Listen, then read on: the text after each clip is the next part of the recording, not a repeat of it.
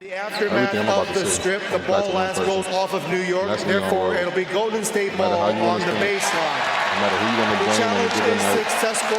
They lose their timeout. They have no challenges remaining. Rose did not do a great job building out this roster with the action. And what has happened over the last... It's easy to make the obvious trade. I don't know, 5 years or so in this league. The truth with this team is they still running longer, actually. Who wins like that? Players have done such a great job with conditioning that it has allowed them to play at a high level for a long time. This shit ain't about no team. It was the start of last year that was a point of emphasis.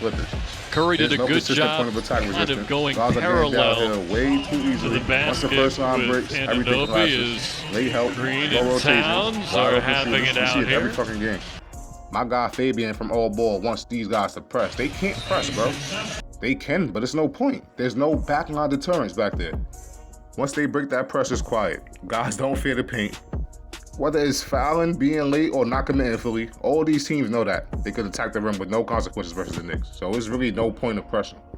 They don't have the players for it either. There's no way in hell I'm full court pressing with Cat and Brunson in my starting lineup. But yeah, I'm on this now. Like, these niggas don't give a fuck, bro. This is in life, sports, games, whatever. If you're working with somebody and y'all both care and you need that person to help you succeed to your ultimate goal, y'all bound to bump heads eventually. Not necessarily bump heads, but y'all gonna need to have a real talk and sit down what y'all need from each other to help each other be successful. If y'all care that much and y'all was good at what y'all was doing. So it's either these niggas is just soft or they don't give a fuck. I believe it's both. They soft and don't care. Niggas is pussy, bro. Josh Hart used to bully Mikal in college. Mikal ain't do shit about it. He tried that shit with Dante. Dante threw a fucking weight at his ass or something, right? But we trade the tough nigga we had in Dante. Stupid ass Leon.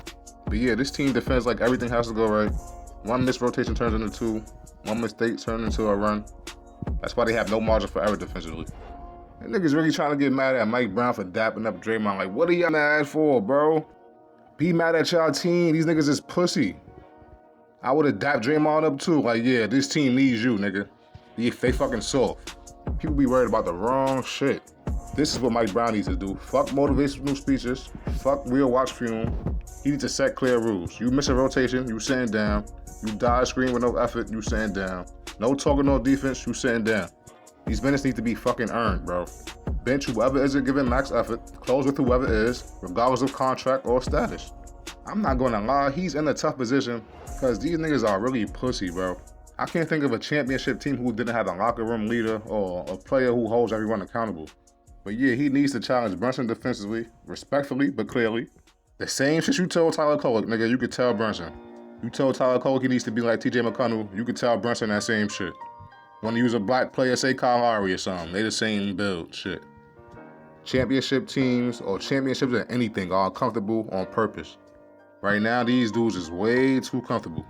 These guys need to feel like their minutes are at risk. We seen what happened with Josh Hart earlier in the season. He started firing from three and everything. Until these guys feel their minutes are at risk, nothing's gonna change. Including Brunson, you can't be scared to take him out. I was about to say Rick Carlisle didn't hesitate to take Howie out the game when he was struggling all season and the playoff. But the Knicks don't have that luxury. They don't have a backup point guard. So when y'all niggas is being critical of Mike Brown, keep it a buck, dogs. Just like I'm doing and put everything into perspective. And this is where I'm going to pivot because everybody keeps talking about coaches and players, but when is Leon Rose getting on that hot seat? That's one of the main reasons I started this YouTube channel. I've been on him for a while nobody else wasn't. You can't find any negative reports on his ass. All the big Knick media channels want to be all buddy and Frank eaters and ass kissers. ESPN, he has a ton of friends over there, so you're not gonna hear anything from them bozos. But seriously, when does the conversation start? All these channels want to debate rotations, blame Mike Brown, argue about players, but nobody ever wants to say Leon Rose's name. But this is his roster. This isn't about one bad loss or one bad season. This is about a team identity. Leon Rose built this team, and what does this team look like? Soft-spoken, low emotion, no edge, no one holding each other accountable on the floor. That's not an accident. You put together a roster full of tips type guys, Players conditioned to keep their heads down, not rock the boat, not challenge teammates, because Tibbs couldn't deal with that emotion. All conflict, all out accountability. And now you're surprised when this team has no voice. This isn't just on the players. This isn't just on the coach. This is on the vision. Like I said before, with all the draft capital this franchise had, all that flexibility, this is the personality of the team you built. A group that looks uncomfortable being uncomfortable. At some point, he's going to have to answer that because this shit is not a coincidence. This is roster construction. This is philosophy. Way this team is consistently lacking edge, consistently fragile, consistently soft. And until he's a part of that conversation, we just talking in circles, dogs. Now, I'm reading this article about the top front offices in the league. This article, I believe, is by Sam Amick, Fred Katz, and David Aldridge, and someone else. So yeah, this article ranks the Knicks 8th out of the top 10, out of the top front offices. Which is not about winning championship. This is about process. Because they keep talking about cap flexibility, working the margins, staying below the apron, and having a cap guru like Brock Aller. Cool, I get it, but here's my problem. The Knicks don't need a fucking cap guru. They need a player guru. So the Knicks and the Warriors. No Jalen Brunson tonight. He doesn't lock the team. Knicks had a very disappointing game against the Kings. They're looking to bounce back. OG gets the slam down the lane. They started this game great with no Brunson. They came out and hit first, but as the game progresses, Warriors are going to get back into it and then take over. 32 points for Jimmy Butler, 27 for Steph Curry. Look at that backdoor lob. That'll get the momentum shifting. The crowd is into it. It's a single-digit game, and there's Jimmy in them lanes. Gets the steal. You can already see the momentum shifting. They could only explode like that for so long at the start of the game. Now Curry is going to work. He's going to pull a midi. He's hitting threes. He's getting layups. He's doing everything. He's keeping the defense on their heels. On the break, they're thinking about double teaming, but he steps it back. Splash. Warriors with the lead in the third quarter. And now Curry is awake. He's going crazy. OG with another big-time slam. Whenever you forget about him, he just turns on the Jets and dunks it before the rotations get there. Another layup in the paint for Curry. Then on the break is Jimmy.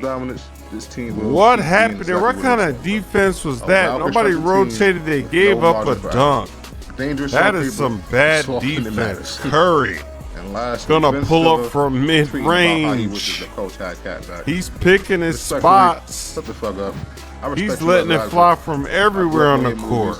They're trying to double team. It doesn't matter. He pops the leaning three in the fourth quarter. Under 7 minutes to play. Jimmy in the corner knocks one down. This game appears to be over under 2 minutes. One more bucket for Jimmy. Why not a dagger? That is a tough layup. They take down the Knicks. I'm not there to be cool. I'm there to win. Y'all voices don't mean shit to me. Tracy Morgan, none of these niggas. Y'all the same part of the same culture problem. No pressure, no accountability, no discomfort. Everything is vibes. So yeah, man. Until someone around this organization is willing to make people uncomfortable, players, coaches, executives included, the Knicks will keep looking exactly like this. Talented, watched, talked about, and still soft.